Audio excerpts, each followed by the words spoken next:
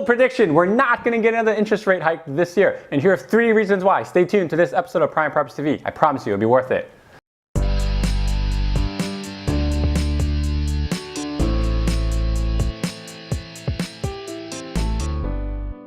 Good day, Toronto. Welcome to another episode of Prime Properties TV. I'm so glad you could join us here today. It's mid-October and I have a pumpkin pie update for you guys. I am 2 pumpkin pies in, and these are 8-inch whole ones that I've eaten on my own since 3 weeks ago. So I think it's personally pretty impressive, but Eamon thinks I'm crazy, and I tell her that I'd eat less of it if she has some with me, but since she doesn't like pumpkin pie, I'm forced to eat all of it by myself because I don't want to waste food. So yeah, PS by the way, that totally doesn't count the Thanksgiving pumpkin pie we had, so I'm probably still a recovering fat kid. If you guys have been following my weekly newsletters and insights, you probably read that insight talking about the potential upcoming interest rate hike. And if you haven't, make sure to subscribe to the Prime Properties TV VIP mailing list. It's in the details below.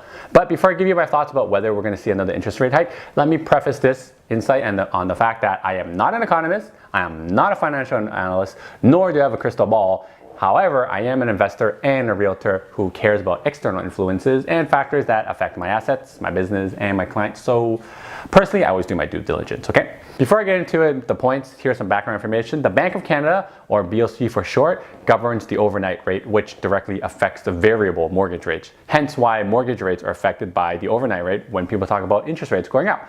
And the US equivalent of Bank of Canada is the Federal Reserve System, or we should call them the Feds for short. Okay, so now that you guys kind of understand that, here are 3 reasons why I'm speculating that we're not going to be getting another interest rate hike this year. Drum roll. 1.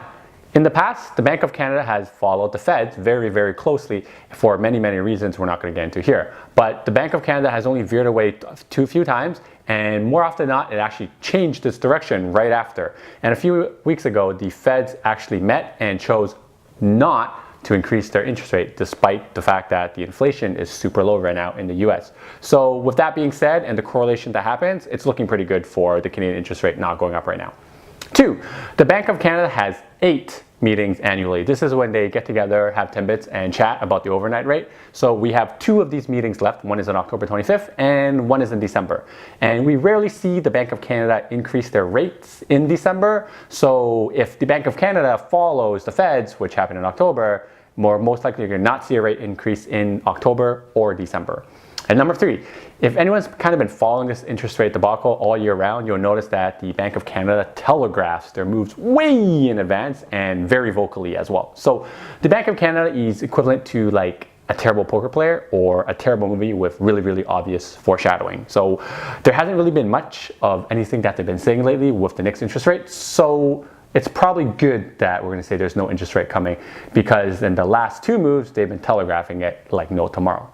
Having said all that, if something catastrophic happens globally that inherently affects Canada, which inherently affects Toronto, the Bank of Canada may not increase interest rates in October. And besides that, I really don't think an interest rate's coming up this year. But however, keep this in mind. If there is going to be a move, the next one I think is going to be going up. Not this year though. These rates have been so low for so long, and both the Feds and the Bank of Canada are preparing for another recession. So they need to increase the interest rate so they can drop it when the recession hits, okay? And remember, if you're worried about the rate increase that does happen as a real estate investor, you need to learn to overlook that 0.25 increase, because it's really just $13 per month extra per $100,000 mortgage you owe on a 1/4 point increase.